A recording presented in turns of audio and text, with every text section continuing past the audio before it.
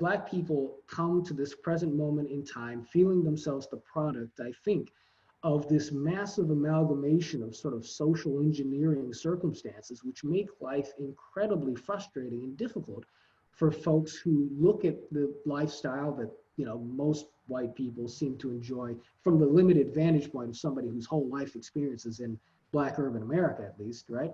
And say, well, why isn't it, you know, why can't it be that way for us? What is, you know, what are the things that are keeping us from being able to achieve this type of security and prosperity that other communities know? And so I don't think most people, white or Black, are able to analyze that whole situation entirely. But what folks feel is that there are factors keeping them rooted in place that need to be confronted on a systematic level, and they're right. But we just have to get the analysis right, because it doesn't mean that everybody in these systems or institutions is racist. What it does mean is that these institutions are the product of a history that has led us here, and we have to understand that history. You can see what's going on at the moment with the Black Lives Matter protest. That's something which I really wanted to speak to you about, because it's obviously a very polarizing issue. But you've spoken about the need for nuance in the discussion around it. So could you give me a kind of breakdown of your understanding and interpretation of the current situation in America, particularly with regards to Black Lives Matter? Right, yeah.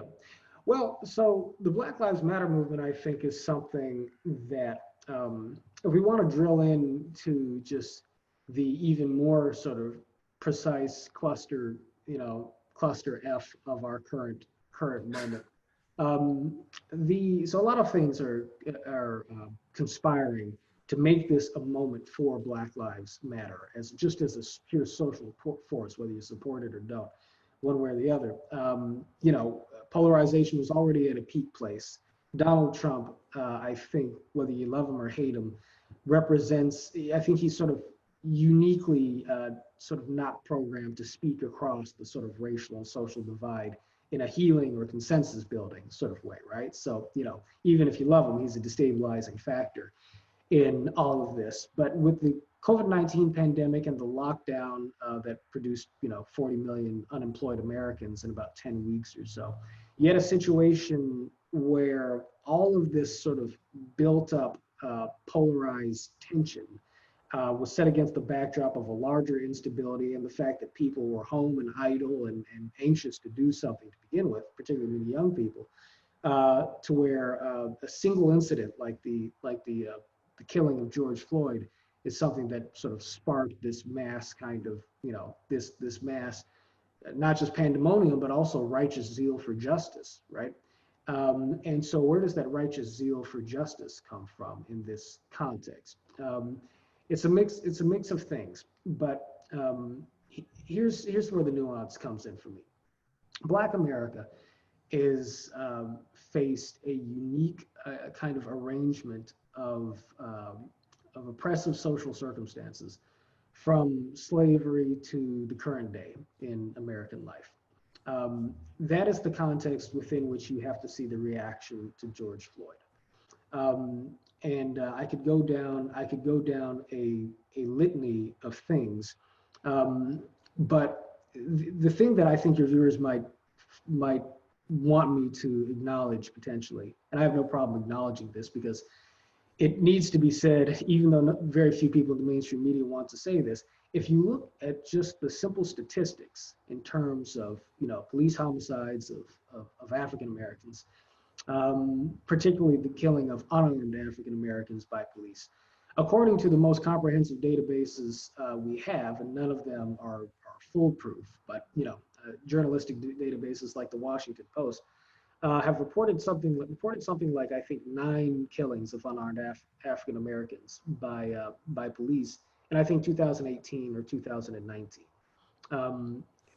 In other words, as Coleman Hughes told me in our last conversation, the sampling of police homicides by police killing of unarmed African Americans is deeply non-random, because you pick these things up on social media and they become news stories around the world. They become symbols of a broader injustice, right? And so, to my mind, and I say this conceding the fact that there may be more of these incidents that we're aware of, but if there are, then I would really encourage folks who think that that might be the case to try and figure out where the statistics are hiding the truth in terms of the frequencies of these events. I can Yeah. tell you anecdotally, I live in inner city Los Angeles. I can go down a list of young black guys I know in my family and in my neighborhood who've been killed in different manners of violence. I can't think of a single person I know personally who's been killed by the police. Obviously, it happens, but um, the magnitude of it, it feels so much more common because of the attention that we give to it, right? So let me put that on the table. Having said that, like I said, I do think that the Floyd killing, the killing of George Floyd, it's so visceral beyond just that kind of, beyond whatever is in the social media amplification of it, because Black life is actually, you know, genuinely sort of, well, Black life is genuinely difficult in America for structural reasons that don't have overwhelmingly much to do with the agency of African Americans. And so this is where I start saying things that, folks on, particularly on the right and some of the center left might sort of feel a little bit of a reluctance towards, but a little bit of resistance to, but hear me out really quick. The thing that people don't get about Black history is that, yes, we all know about slavery. At this point, folks know about redlining. We know about the Ku Klux Klan. We know about Jim Crow. Folks tend to have the sense, however, that Black life, in terms of aggregate opportunities for African Americans, started getting a lot better with the civil rights movement, and that after Dr. King led the charge that produced equality under the law, things it was at that point just up to Black people to make things right, to take personal responsibility. And sadly, the African American community has failed to do that. I mean, that's the kind of storyline that you get from a lot of people, and it's understandable because great strides were made during the civil rights movement that did produce, roughly speaking, equality before the law. In integrated schools, you had the right to vote was largely secured. Some people talk about the things that they're doing in Georgia and Alabama today, but you don't have the type of Jim Crow policies now that you had back then. But a lot of other things happened, again, starting in the 1960s. By the way, I should just say, everything we're seeing today is sort of the sequel to what we to what we experienced in the 60s. This will be another example for you. Yeah. I mentioned the fact that starting in the 1960s, you had, I'm going to go through a number of factors here to sort of dress up where Black America is today.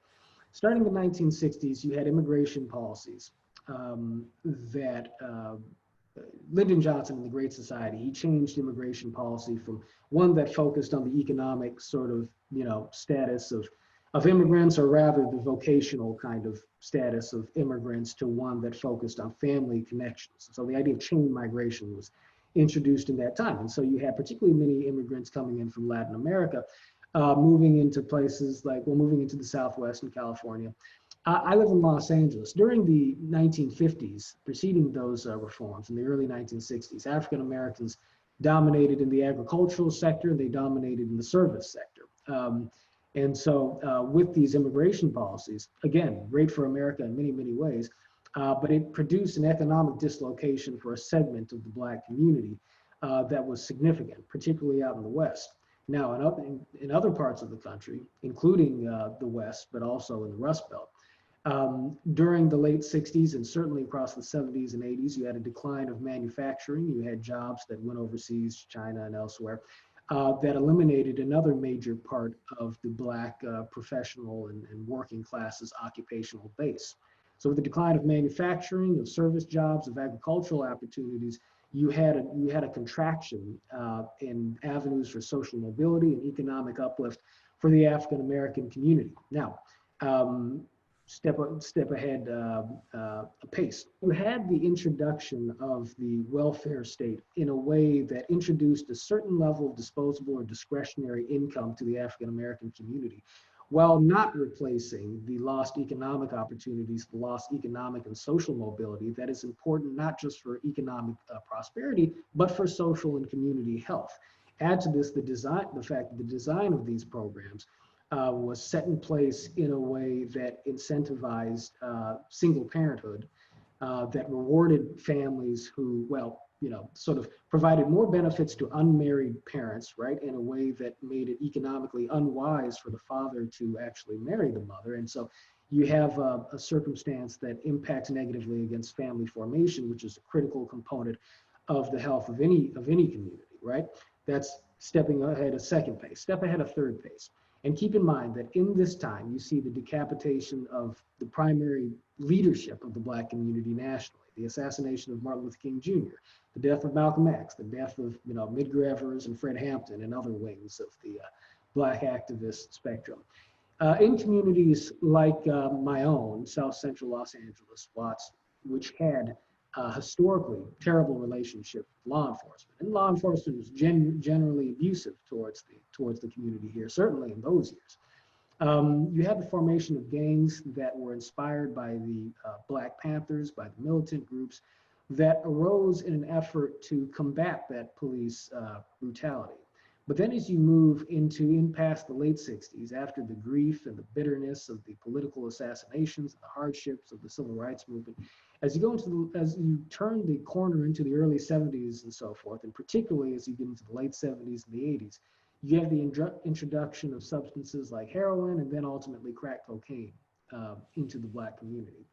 And this is the most important thing that nobody ever talks about in a comprehensive way, left or right, in terms of what that did to the Black community and how that defined community and police relationships in a way that still reverberates very strongly to this day. Because what you had a circumstance in which once you get well into the 70s, and certainly once you're into the 80s, genuine economic opportunities for African Americans are contracted. The incentives for family formulation are already being challenged as perhaps an unintended consequence of state policy. You have genuine bitterness and grief over the losses that were experienced on the highest level of Black leadership. Before that, you lost some of that more mature cultural and social leadership. And in that vacuum, where you had the early sort of gangs that arose to protect the Black community, you had the introduction of a substance that became a perverse answer to many questions. It became a way by which young African-American men in particular could achieve wealth, could achieve status, could achieve social mobility by moving a product that was, of course, ultimately poisonous to every aspect of the community. And this is something that came into Black communities at a moment in which Black communities were, again, uniquely vulnerable, undercut by policies of the state in terms of family formation, able to eat, but not able to actually rise, right? And so in this context, the heavy hand of law enforcement arises in response to the proliferation of drugs in the inner city, to the proliferation of violence. And this law enforcement response is itself corrupt on a wide number of levels. I mean, it's responding to a real problem. But if you've seen movies like American Gangster, what that tells us the story of, in part, the NYPD responding to, I mean, the star of the story is Frank Lucas, who's, sort of the Jackie Robinson of organized crime in a way. I guess that was Bumpy Johnson, but, in Harlem. So he's this big heroin dealer. But what you find is in this war that takes place between the police in New York and folks who are dealing and distributing heroin, Frank Lucas, you find that a majority of the officers in the force are on the take, right? So in other words, they're locking people up, but they're also profiting from the trade by allowing some people to continue to market the products while they're keeping some of the profits for themselves. And so you have brutality interacting with corruption in these interactions between law enforcement and the Black community in cities like Harlem and cities like Los Angeles and urban centers elsewhere. And at the same time, you have education policies that are locking African American communities in underperforming school districts. You have healthcare policies which make available sort of the most substandard sort of level of healthcare through programs like Medicaid, which are underfunded relative to private insurance and so forth. You have all of these ways in which, if you just take your average Black person who lives in a city like Watts or Detroit or elsewhere, the number of sorts of obstacles that they have in front of them if they're going to just try and graduate from inner city life to a healthy sort of middle class lifestyle and a safe neighborhood, the number of landmines is sort of remarkable. But within that, there becomes a poisoning of the relationship between a further poisoning of the relationship between people in the African American community and the institutions of broader American life, and who are associated mostly with the white majority, right, in a way that sows the seeds of deep distrust.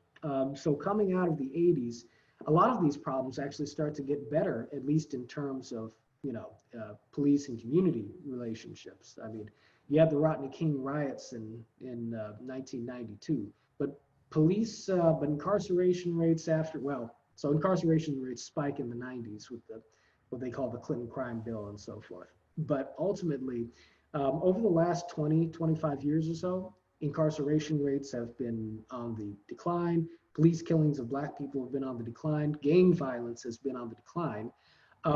But it still represents the violence of inner city life and the sort of structural cocooning of opportunity represents such a predominant circumstance in the African American experience. And coupled with the fact that so many folks in the African American community were locked up in the 80s, remain locked up into the 90s. And these incarceration rates relative to everybody else are still so staggeringly, enormous. That Black people come to this present moment in time feeling themselves the product, I think, of this massive amalgamation of sort of social engineering circumstances, which make life incredibly frustrating and difficult for folks who look at the lifestyle that most white people seem to enjoy from the limited vantage point of somebody whose whole life experience is in Black urban America, at least, right? And say, well, why isn't it, why can't it be that way for us? What are the things that are keeping us from being able to achieve this type of security and prosperity that other communities know? And so I don't think most people, white or Black, are able to analyze that whole situation entirely. But what folks feel is that there are factors keeping them rooted in place that need to be confronted on a systematic level, and they're right. But we just have to get the analysis right, because it doesn't mean that everybody in these systems or institutions is racist. What it does mean is that these institutions are the product of a history that has led us here, and we have to understand that history. Yeah, so that's a really helpful analysis. So, because something which has really stood out to me is the fact that it kind of seems just self-evident, at least from a kind of cursory look at it, that the situation for Black Americans is not a great one, and there's obviously changes which could be made. Whether exactly what they are, I don't think is completely clear, but some sort of change could definitely be of great benefit. And the idea that you can just pin everything down to kind of cultural issues in the Black community, which some right-wing commentators like to do, seems a bit shallow, in the sense that it's ignoring the huge structural and historic, especially the historical reasons for the existing situation in those communities. And that's definitely seems to me to be kind of a blind spot on the conservative analysis of this issue, because it isn't capable of it doesn't effectively take into account the history which has given rise to the situation which faces Black America. But at the same time, there also seems to be a really strong push to just accept this narrative that racism explains everything. And the definition of racism is so broadly used and so unsophisticated, and is almost deliberately vague, to the extent that you have like a massive push in corporate institutions to have anti-subconscious bias training and loads of these different things, which are kind of, it's not even clear cut that they work, or that there are issues with that whole way of analyzing it, and white fragility and white guilt. And all of those things might be little issues potentially which could be ironed out, but really in terms of this situation facing the average working class Black American person, their situation can't be explained through things like just subconscious bias. There's a much more complex history to it. And that can't, and kind of the focus on that side of things, and the insistence that the police are racist, which actually is way less, it's not completely clear cut in the way that it's presented, but that could also be true. So what the point I'm trying to get across is the situation is an incredibly complex one, and both sides seem to be lacking the actual nuance to understand accurately what's going on. If someone says to you, there is racism in America and that's what's holding black people back, or if someone says to you, oh no, these are entirely cultural issues, you need to find a middle ground. What would be your kind of summary of how best to understand the situation, how to move forward? So the question of racism, how racist is America, and how do we understand the social push towards sort of enforcing a kind of anti-racism that seems to, from many perspectives, including mine, insert a meaningful racism into minds and psychologies and systems where it is not necessarily present, is one that has to be viewed, I think, in part through the lens of Black America, but mostly through the lens of white America, and the effort of white Americans to, particularly, progressive white Americans, and the younger you get, the more true this is, to atone for a historic guilt and to live up to a way of being in the world that is absolving, I think, of the guilt of our ancestors. The problem is all of the excess and inaccuracy that you're mentioning. Here's the thing, America, for folks who just look at it and say America is clearly not a racist country, there's a lot of reason to sympathize with that point of view, and I do, broadly speaking. After Martin Luther King Jr. was assassinated, the impact of the civil rights movement, the impact of his death, it really did change the cultural conversation in America. I mean, people, not universally, but overwhelmingly in this country and internationally, approved of the morality of that effort. You saw the integration, obviously, of our school systems in a way that brought people into closer contact with each other. You did have avenues for certain African Americans through politics, through academia, and other channels to go into the middle class and to move into white neighborhoods. Most of the Black community was not in that circumstance, but enough were to make integration visible. Athletes from Muhammad Ali to Michael Jordan, artists like Michael Jackson and other folks became the most popular representatives of American culture. And so by the time you get to Barack Obama, a lot of folks felt that, oh, hey, the legacy of racism in America has been defeated. On the other hand, you have folks who recognize the persistence of these structural issues. And for white folks in particular, who I think tend to want to see that as an outgrowth of the inner sort of racism that produced the racist systems of history, including some of the things that we were just just speaking about. Although mostly this is something we think about in terms of the things that precede the 60s, Jim Crow, et cetera.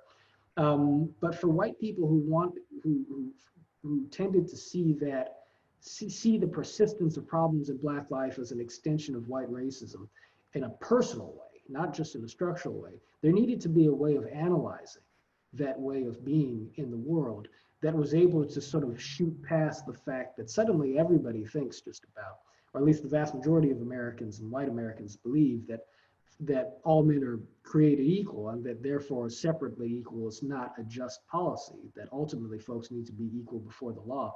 There needed to be a way to dig deeper into the psychology of white folks, I think, to be able to show how it is that subtle discomforts, subtle biases were themselves actually sort of the living and breathing and even thriving remnant, or descendant, perhaps better stated, of that more virulent, conspicuous racism that you saw demonstrated throughout American history leading up to Bull Connor and Jim Crow, right?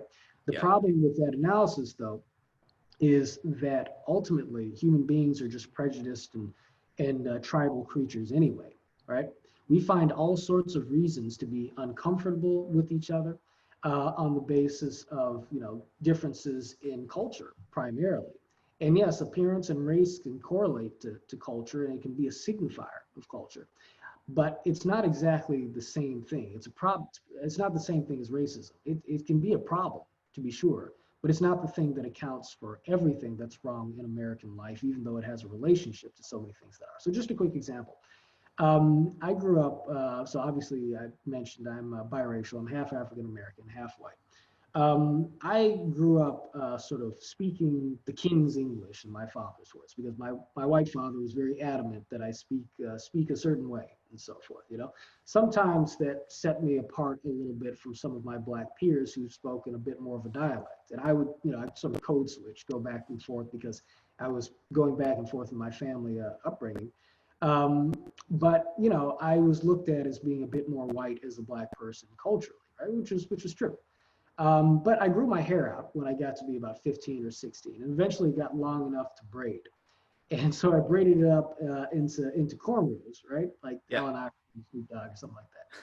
And you know, folks in the blacks, you know, my black friends sort of started looking at me differently, and everybody was very happy because suddenly I was exhibiting some flavor, right? But I noticed that white people suddenly were acting a little bit differently around me, particularly white folks who didn't know me. So, you know, I was not the type of black person who was typically followed in the store. I, you know, a bit lighter complexion and so forth. When I would speak to white people, I would tend to put them at ease because I was speaking to them in my native environment the way I'm speaking to you now, as sort of in a dictum and so forth that was familiar, right? I remember though, getting out of school one day with my hair braided now. Now I've got a distinctly more ethnic look.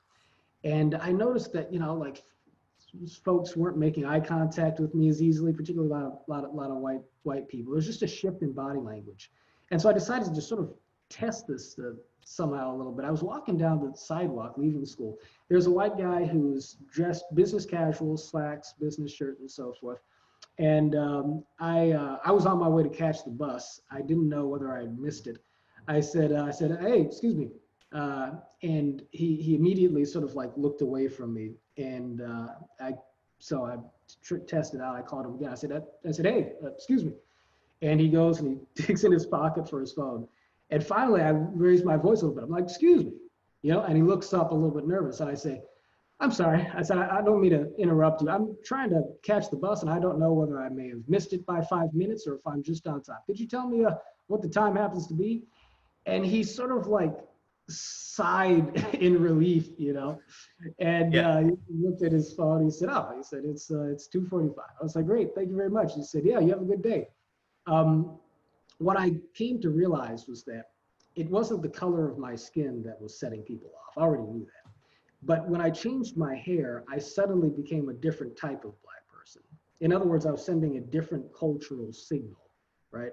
Right. With the hairstyle that I hadn't before. And so, you know, a lot of people will chalk that up to racism. It's not racism as such. What it indicates is that culturally we are unfamiliar with each other in a way that sort of introduces obstacles to genuine empathy and proper communication in a way that does have consequences for the way society works.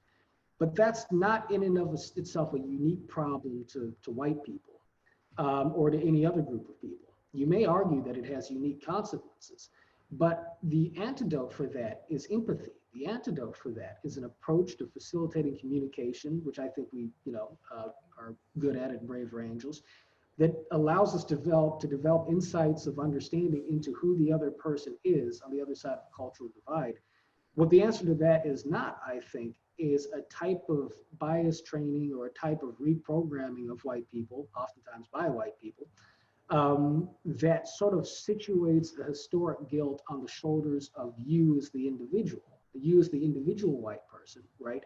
To sort of have to look at yourself as kind of being not just uniquely responsible for the crimes of your ancestors, but uniquely susceptible to their particular sort of wickedness in terms of how it is you go about looking at and treating other people. It doesn't mean that there aren't honestly things that, you know, we as, you know, that white folks might need to improve upon in terms of intercultural empathy. But again, that is a broadly human project. It is a particularly American project. And we should pay careful attention and consideration to how we push that project forward without making people feel guilty in interactions with each other on the basis of their identity as soon as they step into a room, right? Because ultimately that's just a recycling of the age-old racial the age-old problem of a type of racism that has been with us in American life from the beginning. It's a very new form, but it is a problem. So, We shouldn't make people feel guilty for being white, just like people shouldn't have ever felt guilty or inferior for being black. so when it comes to the situation facing Black Americans in their encounters with the police, because this is something which I've looked at on different podcasts before. So the statistics aren't exactly clear, and definitely the understanding you get if you listen to a lot of the mainstream coverage of this, especially from the left, is that it's just one in which the police are going around arbitrarily killing Black people motivated by racism. And definitely there will be instances where that does happen, but that doesn't paint a full picture, because there are loads of different statistics which show that actually, if you take into account key variables, it's not actually what's happening in a completely black and white sense. There is much more nuances required to understand exactly that situation. But that doesn't mean that ultimately, for whatever confluence of different factors, Black people in America are having a large number of interactions with the police and have a kind of really deep-seated skepticism and distrust of the police, which has been rooted in a really long history, which we've kind of briefly touched on, of kind of oppositional interactions with the police and some forms of institutional police racism, which has historically existed, and also structural issues which have kept loads of Black communities in America down, and which now don't so clearly necessarily exist in the same way, but obviously there's that historic legacy, which means that the system is as it currently is for Black people, which means they come into contact with the police more, who then interact differently. And so it's really hard to kind of paint a full and comprehensive picture of exactly what's going on. And I'm kind of uncomfortable with just saying it's all down to racism, because I think that leads to a too simplistic understanding of what's going on. But at the same time, I think just saying racism has nothing to do with it is too simplistic, because it doesn't take into account the way in which racism has a kind of historic legacy which still acts upon the present. And that's something which you've discussed. So if you could kind of quickly summarize kind of how you go about looking at that situation, that'd be really helpful. Well, so yeah, let's get into the nuances a little bit in terms of the police relationship with the African American community in present experience, right? Obviously, this is related to the history. I think that your analysis is precisely right. Racism is too simplistic, but it's not that racism doesn't have anything to do with where we are. The truth is that my sense is that now I'm talking to you from Watts, California, right, or just outside of Watts in South Central LA. Okay. This is an area where the police force is predominantly white, but the community is predominantly Black. And, it's true, I think, much higher rates of police interaction with the Black community, generally speaking, than with whites in general. And folks will be quick to point out that that's because, Black people are guilty of more crimes, et cetera. And of course, that has a relationship to the history of the 70s and the 80s that I pointed out, and, all sorts of things falling out just from there. But it's also true that African Americans get arrested more for things like recreational marijuana possession, even though usage rates are the same across racial categories, or very close to the same. That contributes to the mass incarceration. There are structural issues that are still issues today in terms of how law enforcement interacts with the community. But the key thing to observe here is that what looks like racism from the police department to the African American community might actually be something that, functionally speaking, is no different than racism. But it's still something that we have to kind of appreciate for what it actually is, as opposed to what we tend to want to call it. What do I mean by that? I have a friend named Kim Iverson, who's a popular YouTuber, who tells a story that I now tell because it's instructive. She grew up in sort of small town Idaho in the 80s. And when she was growing up, there was a rash of police killings of white people, of poor white people, that set relationships back between this local community and the police department, because the police just were terribly hostile to these poor white folks. this happens in white communities too. This happens in communities where, particularly white people are poor and engage or faced with some of the same sorts of social and material obstacles and deprivations as are black people.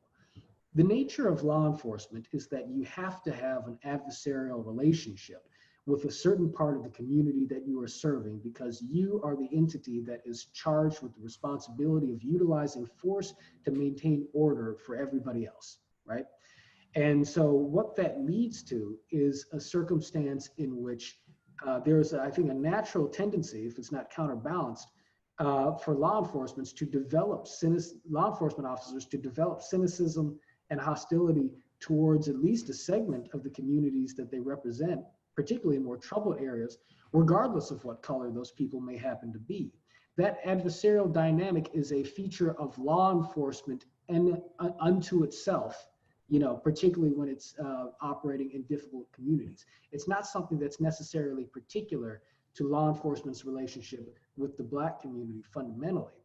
And yet, if you make the colors, if you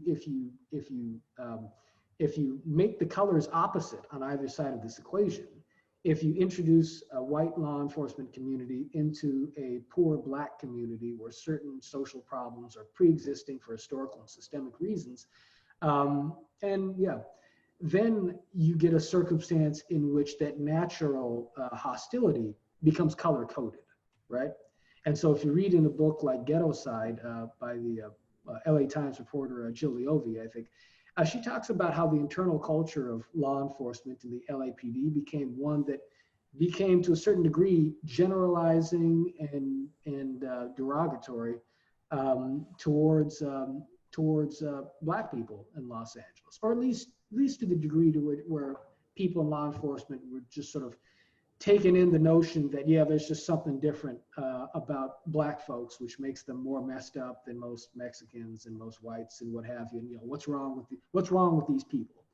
And, the expressions of that hostility obviously becomes more concentrated and explicit than that in many cases. And so, it doesn't mean that the folks who signed up to put the badge on were like Klan members before they decided to go out and become police officers. That's not necessarily the case.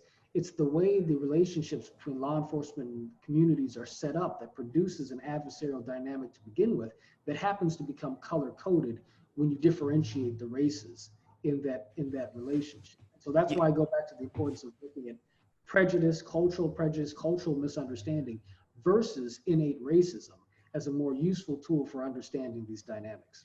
So in terms of moving forward, just briefly, what would you say is the best way to go about approaching this discussion? So something which stands out to me is the fact that there's been more or less complete, uniform, uncritical acceptance of most tenets of the Black Lives Matter narrative across the board, really.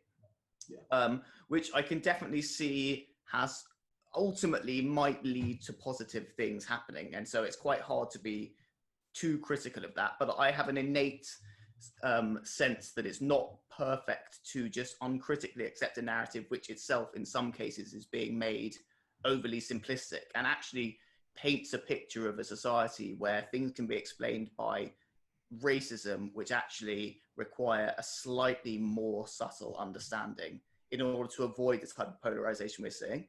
So what's your view on that in terms of moving forward? Do you think it's good to just kind of ignore the kind of flaws with the narrative because the overall objectives are good and it might lead to positive shift? Or do you think it's important to call those things out, or how would you go about that? Well, I mean, we have to strive to be sophisticated, right? I mean, we have to recognize the fact that the raw impetus towards racial justice that is represented by the just sort of core zeal of Black Lives Matter and folks who are allied with or supportive of the movement comes from a real place of recognition of the existence of injustice in American life as it is pertaining to the Black experience.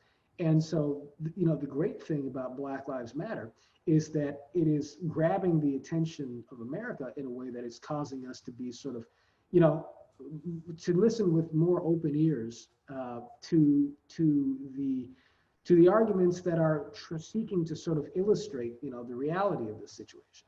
Now, those arguments themselves, I think, are frequently lacking.